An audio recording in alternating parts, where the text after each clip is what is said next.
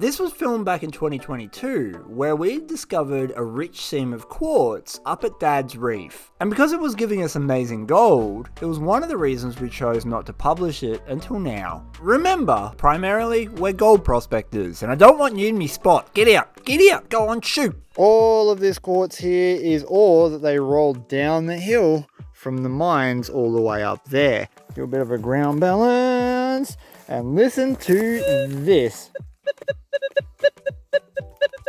So, we have a signal sitting right on this edge. We're going to take this bad boy home and crush it up.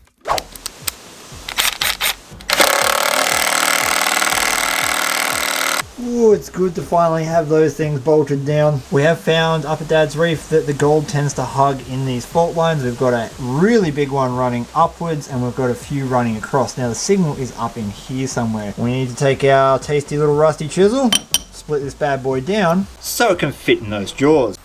Why are you eating my lawn? What, you're going to break it open with your paws? That's what you're going to do. You hit it. Yeah.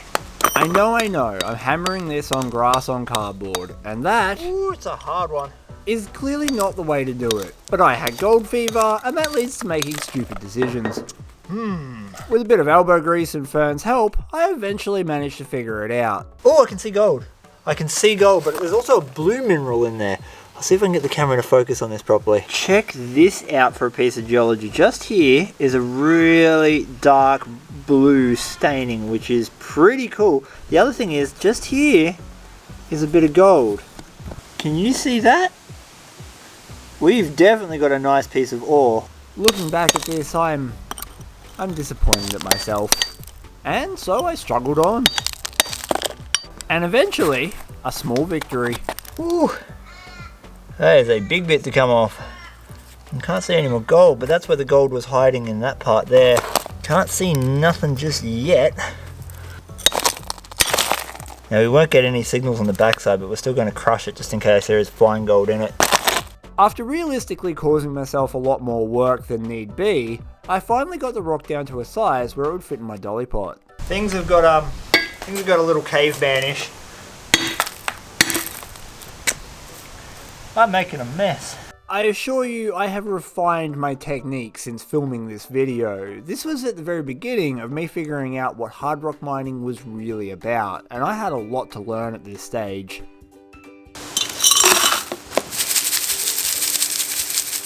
With the massive chunk of ore reduced to small chunks, it was time to separate the dust away before further processing. This is our plus kitchen strainer, and this is our minus kitchen strainer.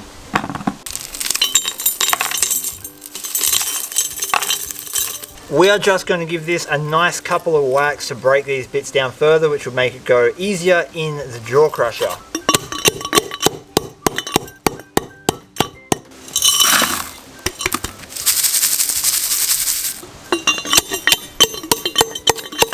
Now we're just going to reduce all that oversize down.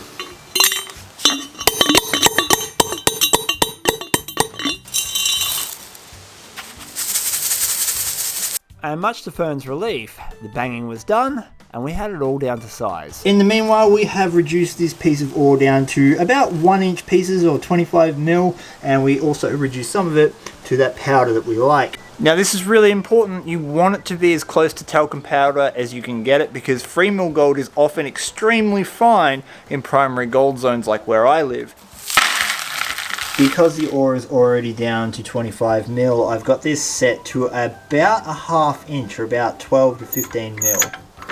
There is nothing easy about using a manually operated jaw crusher. It is certainly more efficient than a dolly pot, but nowhere near as efficient as some of the angle grinder rock crushers we use today. And for my purposes in this case, this little jaw crusher worked perfectly. It's primarily a sampling machine, and that's essentially what I'm doing. So this mechanics bowl has a magnet in the bottom and it should be catching all the iron filings, or at least most of them.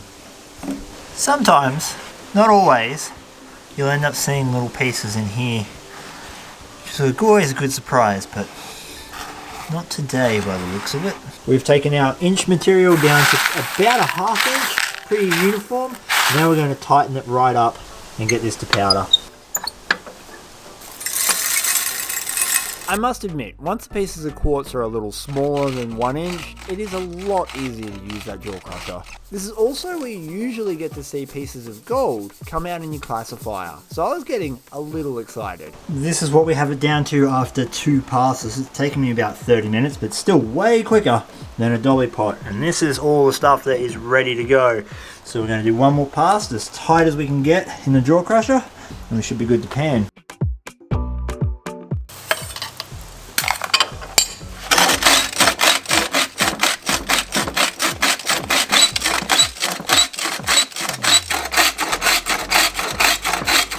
Alright, this will be the last pass. I'll just put this through again.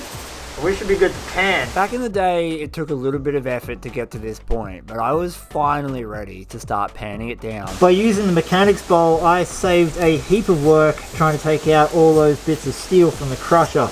There is a little bit of dirt caught up in it, but that's okay. Now this stuff is not quite talcum powder. This stuff up on the edge is nice, that's where we want it. A lot of this rock is still quite coarse, so we're actually going to save it all and rerun it through mixed ball mill at a later date to get it down to that powder. And if you want to experience your very own gold ore crushing, we sell gold ore paydirt on my website, theoldmouldy.com.au. And in fact, the ore that I'm putting in the gold ore paydirt at the moment comes from this exact same reef. Check out that and many more things on theoldmouldy.com.au. I'm going real easy because a lot of the time the gold from Dad's reef is so fine that it tends to like float and sit on top of the quartz and all sorts of things that you just don't want when you're panning. Actually, we're getting a fair amount of freaking gold at the back of this pan right now. Holy crap. This is why we're saving it all, so we can do it again. It might be a little bit hard to see, but there is super fine gold between the quartz and the pan running across there. And heaps of it. I am going to have to redo all of this because I know I'm going to be losing that fine gold. Oh, we've got one nice flake coming out in the corner too. Oh, it's getting good. Okay, I'm afraid to take that down much further with how fine some of that gold is. Here comes the best bit. We are going to find out how much gold we got. We already know we got some fine gold. The question is, did we get any chunks?